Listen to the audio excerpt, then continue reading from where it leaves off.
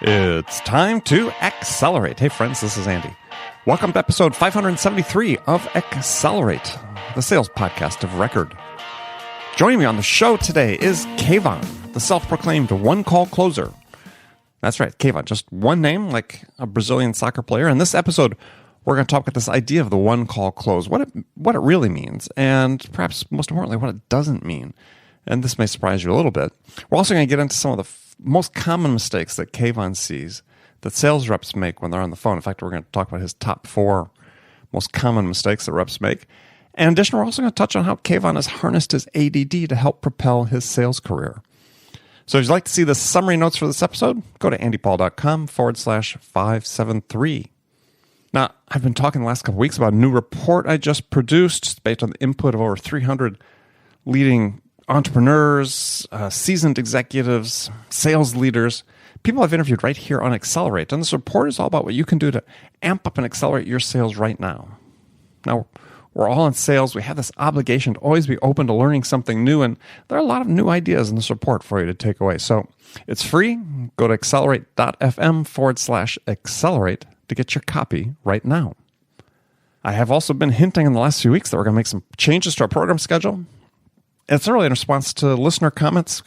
Most common comments we get about the show are A, we love it, B, just too many episodes to listen to catch up, to keep up with. So perhaps I'm a slow learner. It's only taken me 2 years to get around to this thought that we need to change things up a little bit. So starting next Monday, you're going to be able to listen to new episodes of Accelerate 3 days a week instead of 5.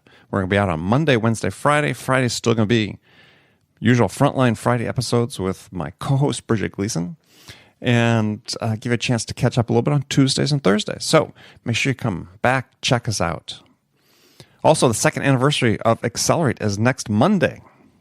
Over 1 million people have listened to the show, hundreds of great episodes. So I'm really anxious to see what your favorite episode has been. Who's been your favorite guest? And if you need to sort of review the list of episodes, you can go to my website, andypaul.com, click on the podcast button.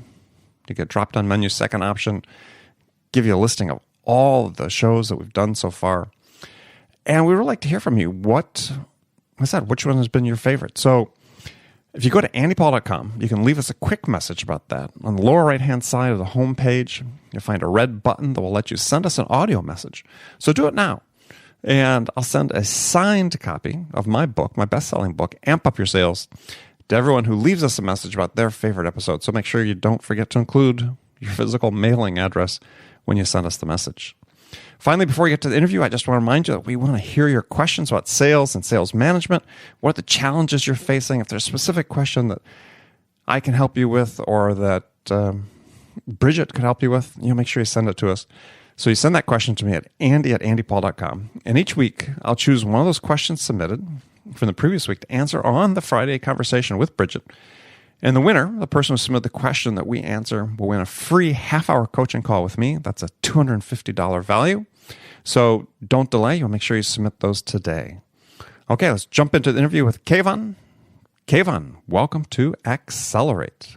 Awesome. Thanks so much for having me. I'm very excited to be here today. Well, good.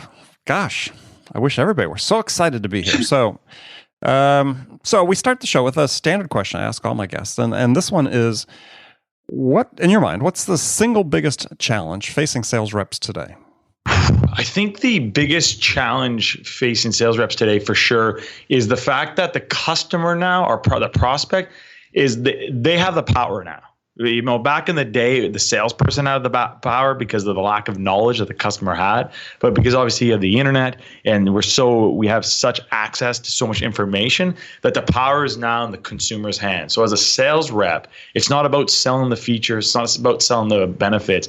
It's about being able to literally create that relationship with the prospect where the prospect trusts you. Because at the end of the day, people do business with people they like, plain and simple. Okay. I mean, yeah, and some people expand upon that. Know, like, and trust. But we can get into that. So before we jump into that, so you go by just one name, like a Brazilian soccer player. So tell us about that. I go by Kayvon.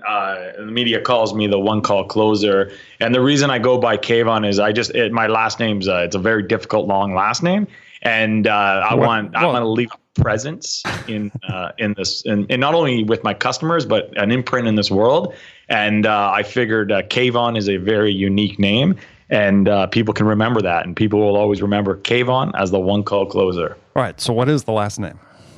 The last name is it's Fatemizadeh. And sounds Iranian? That's a Persian last name. That's Persian correct. last name. Okay. Very interesting. So how many letters in that last name? That's 12 letters. 12 letters. Okay. Yeah. So that's it's a little long. A little long. All right. So tell us a little bit about yourself. Now you say that you have ADD, ADHD as something I was reading about you. So yes. how have you harnessed this to help you? Yeah, so growing up at the early age of when I was in grade 1, early age of basically 6, I was labeled with ADD, ADHD, LD. They basically said I was never going to succeed in life, succeed through school. By the time I was 19, I was in university. The special resource teacher told me to quit and go get a factory job. Why? Because your grades are bad, or? Oh, my grades were. Not only my grades were horrible. I was a ADD, ADHD kind of child. I didn't. The school system didn't serve me in any which way. And then, so not only do they put me in a classroom where they want to make me sit for 8 hours. When I would act up or act out because I literally couldn't sit there, they would penalize me more. Instead of giving me what I needed to say, hey, go out and go for a run, they would put me in a corner and isolate me and left me there to be ridiculed, bullied. I will never forget the looks on the teachers' faces, the parents' faces of disgust, of embarrassment. It was a very awful feeling and an awful time. However, no matter whatever happened, how bad things got, I always knew that there was something special inside of me, and I had to figure that out. And for me, it took almost 30 years to really step out and to own the fact that I have ADD, I have ADHD, and this is actually a gift, and it's a strength, not a weakness. So when I decided to stop going along and being pushed by all the pressures of have to be school and have to work in corporate and you have to be this, and I started to be pulled by my passions, my life changed. My ability to learn, my ability to ask the right questions completely changed because I grew the confidence in myself to know, hey, just because you do it this way, which I call it the square way, a square box, I'm not a square. And I don't put me in a box because I'll never succeed in a box. And once I gave myself the permission to say that that's okay, and for me to realize that I'm an outlaw, ADD, ADHD, entrepreneurs, 50% of entrepreneurs have ADD, ADHD. It's what makes us great. And when you can learn how to harness it and turn it into your strength and match that with your passion, you become unstoppable. So are you familiar with Peter Shankman? I'm not familiar with Peter Shankman. Okay, so Peter Shankman has been a guest on the show. He's a very famous speaker, entrepreneur, has a podcast called Faster Than Normal. And it's all about embracing the concept that ADD or ADHD is a gift. And it is, yes. You should check it out. And I should. I definitely will check it out. And he's got a lot of great, reach out to Peter. He'd be a good connection for you. So here, as we network on the show, we're helping people at all times. We're here to serve, as Kayvon said. So I guess then it stands to reason. So if you're harnessing your ADD, ADHD without sounding facetious, that you would gravitate toward a one-call close because perhaps of your attention deficit. Yeah, about that. The one-call closer system is a methodology that I've created with 19 years of sales experience, as well as with some sales gurus and mentors, and we created a system where it's unmatched. I've never seen this before. We need to understand that old traditional sales techniques do not work when it comes to high ticket selling, and that's where I serve. That's the clients I work with is more high ticket sales. So anything that's $5,000 and above, and traditional sales techniques just simply don't work. Well, Well, let's I'm gonna guide you through that. So when you talk about the price range that you sell, now are you selling primarily to consumers or are you selling to businesses? Well, I know I sell to consumers for B2B. So coaches, consultants, service providers, thought leaders hire the one call closer system. They hire Kayvon and my team, and we close their high ticket offers over the phone within one call, using a very unique methodology and a sales process that we show them, so that when the customer or the prospect gets on the phone with us, we have the ability to close them within the 30, 45-minute call. So, all right, let's start with saying, okay, what are you doing different than what was traditional that doesn't work? And why? Why doesn't it work? Well, I'll put it this way: the common mistakes most salespeople make when selling over the phone or closing over the phone is they act like a typical salesperson. So they act very excited. They ask for the sale way too early or way too late. They're not listening. So part of the sales philosophy that I use is it's 80% of the customers talking, 20% the sales or the closer speaking. And of that 20%, we know what's very important is asking the right questions. Speaking way too much, you're either selling the features or the benefits, or you're trying to justify your value. Things like saying, "Hey, how are ya? How's your day? Things are going well." That does not work when you're trying to sell a high ticket offer. For low ticket stuff, you can use all that Grant Cardone, the hard close, the Ben Franklin close, all that stuff. But when you're trying to get someone to separate from a pain that they're in, and they need to spend $5,000, $10,000, $20,000 in a half an hour so that you can provide them a solution, you cannot act like a traditional salesperson. You cannot be all hypey. You cannot have high energy. Does that make sense? Well, I understand. Yeah. So how do you reconcile the positioning of the one call closer? Seems a little, for a lot of people listening, I say, well, that seems pretty antithetical to the idea of service. Yes, I love that. So for me, the question is, how can you say you care about service and then call yourself the one call closer? Correct? Yeah. Yeah. So for me, we do not take on any project unless the thought leader, the service provider, the coach or the consultant is an expert in their field and is providing a solution that actually, and let me say this again, that actually helps someone in their life. Now, for me, I have three main questions I ask myself before I even get into business with someone. First, would I buy the product myself? Second, would I charge double for that product and still feel comfortable selling it, knowing that it's going to change someone's life? And three, would I sell it to my mother? And if I can answer yes in those three questions, I will do business with them, as well as they have to be an expert, they have to be proven, and I have to see the results that this change people's lives. Because of what I do and because of the psychology I use to get people from leaving their conscious mind and get into their subconscious so they can make a decision not based on fear, not based on anxiety or based on lack of confidence, but they can make an empowering decision for their future so that we can serve them in a way that they've never been served before.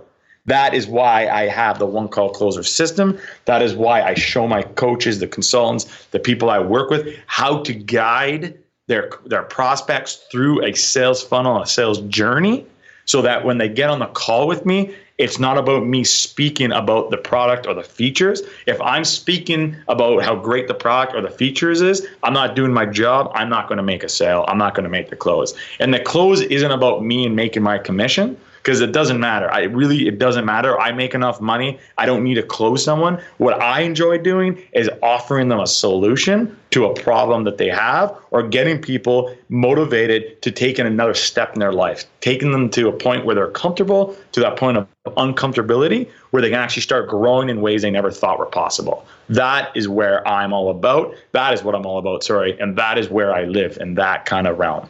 Okay. So okay, that added some context. So the one call closer is not, hey, you're calling someone cold. These are people that have gone through part of the buying journey. They've been in the thought leaders, consultants funnel. And so, they're expecting a call. They are, absolutely. Part of what I do is I will not get on a phone with somebody unless they've gone exactly through that buyer journey. They've gone through a sales funnel, so they've either gone through a webinar, or they've heard some audio, or they've gone through a video, or they've already spoken to someone, and then they get to me. Because I don't, when you're talking about closing and selling, those are very, very distinctive things. And a lot of people confuse the two. When you're selling, you see, this world is filled with salespeople. It's littered with bodies of people who know how to sell, but very few actually know how to close. Why do you think that's the case? Because a lot of salespeople don't understand that there's a sell and that there's a close. The selling is talking about the features, is creating the relationship, is creating the rapport, is things like saying, I'll get back to you. When you say, I'll get back to you, you're not closing. The only time a close happens that you can call yourself a close is when you get past what we call the critical exchange point. And the critical exchange point is where there's a transfer of something. So there's a transfer of service, of value. I take from the prospect then I give to them at that critical exchange. So I get the signature, I get the payment. That is a closer. That's what I do. And that's what I said. If I'm selling, meaning I have to tell you about the features, I have to tell you about products, I have to tell you how great this is going to be, I have to sell the thought leader or the expert, that's not what I do. I leave that up for the salespeople. I do the closing. I get the payment, I get it done. Yeah, I find this interesting because, one of the stereotypes that persists of salespeople, and this is something that just comes up, right? When you call yourself the one-call closer, people are going to, that's the first thing that's going to come to mind is one of these stereotypes about sales, which many of us fight against, right? But, I mean, at least in the States, and I presume it's similar in Canada as well, is it reminds like of a car salesman. You go in to buy a car, and somebody will be the seller, and then they hand you off to the finance manager, who's the quote unquote closer, which, at least based on people I've spoken with and my own experiences, is usually not not a great experience, right? I mean, people don't like that handoff because suddenly then the pressure starts to build. Is that different when you're selling to people? It's completely different. That you just talked about traditional sales techniques. And you talk about traditional salesperson, and again, that's not what we do. And now I know in the States, it's really the States is really known for the hardcore close, like the very buy now. That's not what I do. If I have to again sell the person to the close, then I'm not doing my job. I position the thought leader and position what we do in a way that the prospect is actually selling them. I'll put it this way. At the end of the conversation, I'm not thanking them. If I'm thanking them, I've done a horrible job. I don't thank my prospects. I congratulate them and say, I look forward to working with you.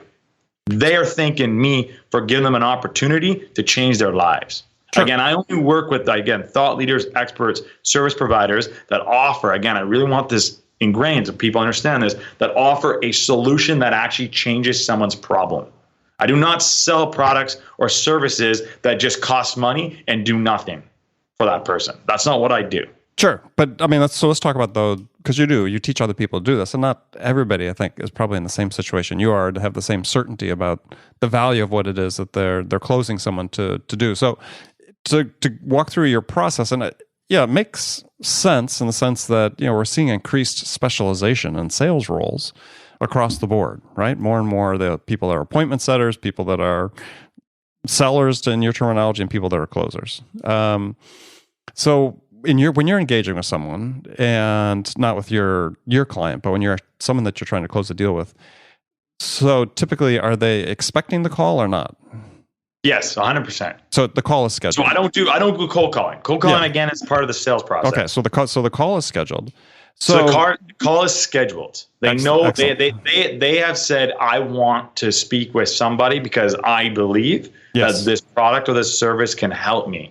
They get on the phone with me. Mm-hmm. They already know who the thought leader is. They already know what the product is. They've already seen it. So how do you open that conversation? In what way? In the conversation itself? Yeah. Yeah. When you, Well, you know, I have my steps that I go through, and the first step is what I would call the introduction, is setting the stage. So I get on the phone, and right away, again, it's not, hey, how are you? How you doing? Let me sell you something. Traditional sales. I use a very, very stern tonality, whoever the product is. So it would be, hello, this is X office. Follow up on your application call. Is this correct? Then they speak. And then setting the stage is I first ask them, out of curiosity, why did you set up a call today? Why is it important for you right now? Then I say, okay, I'm going to ask you a few questions. You're welcome to ask along the way. And at the end, I'll show you what we have going on, and then we'll see if it's the right fit for you. How does that sound? So typically, what's the response you get at that point? Yeah, sounds great. Now, if someone says no, well, what do you mean? They go, no, I don't want questions. I don't want to open. I go, okay, well, then this is probably not the right program for you. Because if I don't know what you need, how can I serve you best? Just because you think you need this product, it might not be the product you need. Now, I reject a lot of people because I'll tell you why. A, you never want someone that has buyer's remorse. You never want a bad apple in a group, especially if there's a group setting. Doesn't matter if it's online. You never want a bad apple, so it's not worth the sale. Right. And B, people who are not willing to be open on the phone are probably not willing to be open with change. And if they're not open to change, they're not going to get the results they need from the product.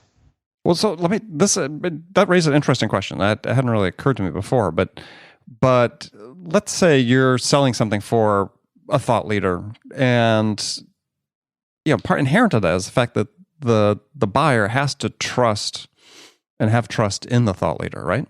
So 100%. They got to trust, and they got to know the thought leader. It is not my job as a closer to do that. Again, that's where that becomes a selling process. I'm not a seller. It's not called the one call selling system. It's called the one call closer system. Yeah, I understand. So wouldn't they want to have that conversation with, because you talk about building trust, which is absolutely true. You need to be able to do that to get someone to pay you money. Why wouldn't the thought leader want to have that conversation with the buyer at that point in time? And why are they delegating it to you? Because you got to create that credibility, and you got to create that authority. If the thought leader is that easy accessible, then the buyer is not going to be motivated. You see, the buyer needs to be either motivated, there needs to be a need, there needs to be some urgency, or there needs to be some passion for them to make a move. So I know I deal with some thought leaders that when the prospect books a call, he sends an email right away and says, this is probably not for you. You don't seem like the person that's right for this fit. And we test that prospect to see how motivated they are. If they say, oh, okay, we don't want those type of people. We don't want them. See, I'll tell you, how do I explain this? And it comes off a little arrogant, but I don't mean this with arrogance. I really mean this with professionalism. I've realized when I started my sales career and I started my coaching business is I was trying to help the average people become winners. And I realized that that's a very long, slippery slope to go down. Average people will always stay average. You might get those same one or two of those people that are going to go from being average to being in the top 1%. What I've changed my business around to is I help winners win more. And I know when I'm speaking to a winner because I can hear it in their voice, you can hear it in their tonality, and you can feel it in their passion. So when I'm speaking to a potential prospect on behalf of the thought leader, they want to get close to that thought leader because they know that thought leader, the knowledge they have, the program they have will change their life. And I am basically the gatekeeper from them to that thought leader. You don't get to the thought leader unless you go through me. And it's about how we can separate the people we want in the group and the people we don't want in a group. This isn't a Tony Robbins thing where 10,000 people are allowed to come in. That's not what I do. I leave that up to Tony Robbins. Let Tony Robbins change the 80% of the world. I'm going to work with the 20% of the world. I'm going to work with the people who are already winning and they just want to win more. And they understand the value of investment. They understand the value of investing into physical, personal, spiritual, financial, into the growth of yourself so you can get better. You can get faster, you can get quicker, you can grow more in life. Okay. Yeah, I got that. No, so I'm thinking about people, let's say, that run mastermind groups. Yeah, thought leaders run mastermind groups. Mm-hmm. And I know several that do. And I was just trying to think, well, maybe one of them would outsource the closing, but for the others, they thought, and they told me, I mean, hey, this is an integral part of what I do.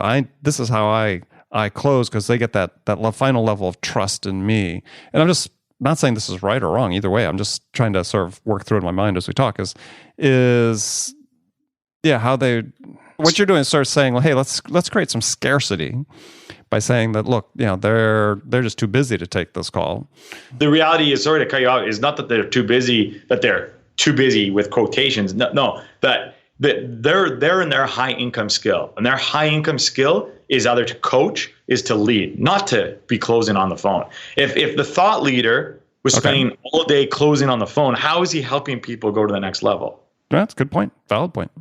Right. Yep. So I think that we got to think bigger here. I'm not helping these people that have time to be on the phones. The people I'm helping, they have an X amount of time to help their current community, to help the people that are in the program. If they're on the phone, they're not doing the number one thing they should be doing.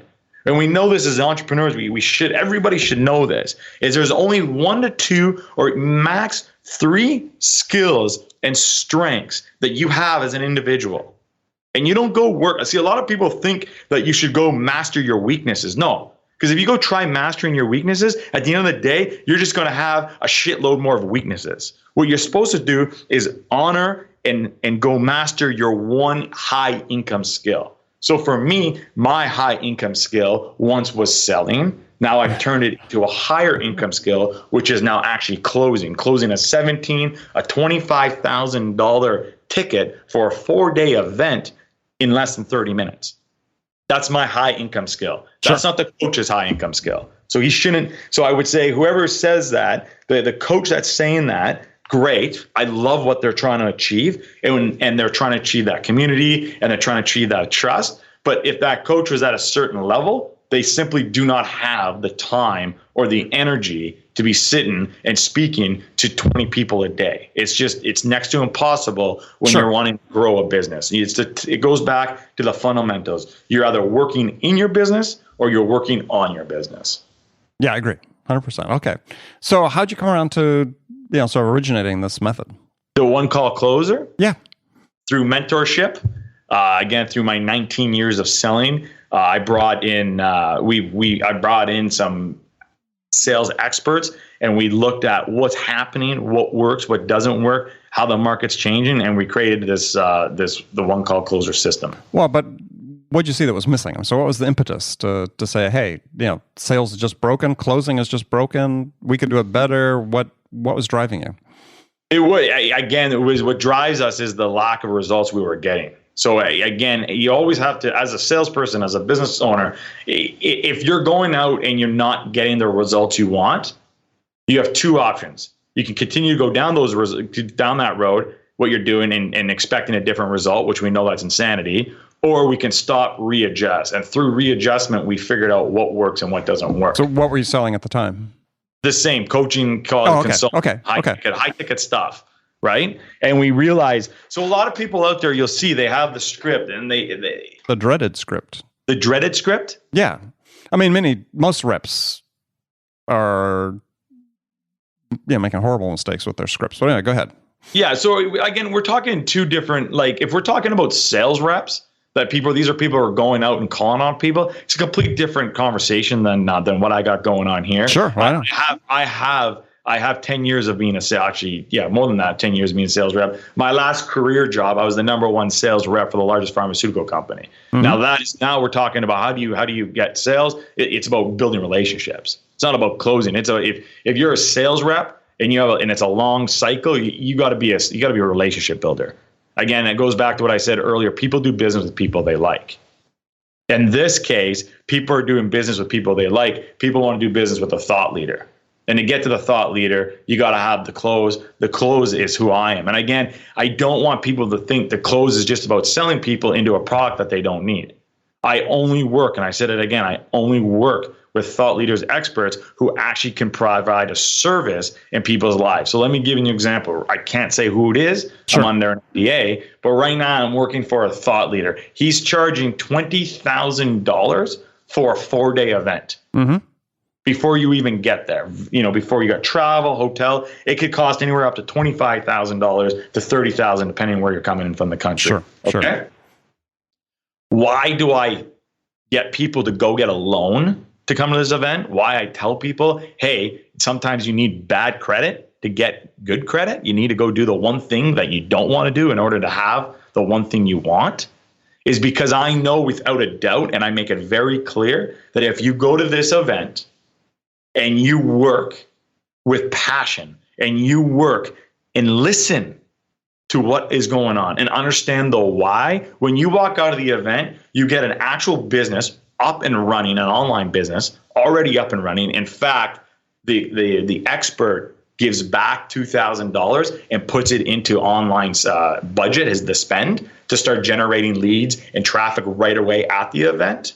And there, not only do you get a business, you get the most important thing is you get a transformation as an entrepreneur. And I tell people this is I can give you the exact roadmap to success, but if you're still operating as a $5,000 earner, a month earner, you'll never ever get to a 20, a 30, a 40K earner. We need to first go on the inside if we want to change the outside, because all the results you're getting in life, whether it's your relationships with your customers, with your business, with your sales, is a direct reflection of what's going on the inside. So if you want the outside to change, you have to change the inside. And at this event, it's a full transformational entrepreneurial event where you leave with a business, a tangible business. And anyone that goes to that event, on average, is making anywhere between 20 to 30K a month. So for me, that's life-changing for people who are making 5K a month, and they just don't have that mentorship. They haven't changed their paradigm because they're living in a world of scarcity. They're living in a world with average people doing average things, walking, talking, and acting like average. And I know that, and I say that with passion because that's how I lived for 30 years. And I realized that if I was ever going to go after my dream, and if I was ever going to go after what I wanted and what I desired, that I needed to give myself the permission to walk through that door alone. Give yourself the permission to leave your current situation, because chances are, if you're making $5,000 a month, look around you. Everyone else around you is probably making $5,000 a month. And I always say this, when you're a millionaire, if you want to make $1 million, you need to hang out with $1 million. You want to make $10 million, you can't be hanging out with people who are making $1 million. You got to be hanging out with people who are making 10, 15 million. Make sense? Oh yeah, got it. Perfect. So these are the people I work with, and these are the results these people get. Now, I only pick up 2 or 3 contracts on a yearly basis as I'm very committed to them, and I make sure I'm very diligent on who I work with. And what sort of team do you have? Right now, we have a 5-person team growing very quickly because I have a lot of people calling and a lot of people wanting us to take on their projects. And I simply, right now, will not take on any project unless I know I can fulfill it. Got it. To me, right now, it's not about trying to take on everyone's project so we can make money here. To me, is taking on the right projects so I can start leaving a legacy and creating something that is bigger than me, bigger than the one call closer system, and is the way that I can give back to people who are looking for something bigger, who are looking for a chance to change their lives. Okay, got it. Well, let's end on that note. So we're out of time here, but Kayvon, thanks for being on the show. Tell people how they can connect with you and learn more about what you do. Yes, if you want to learn more about what I do, it's very simple. You can go to my website, which is kayvon.com. It's KAYVON.com. And from there, you can get all the access you need to me.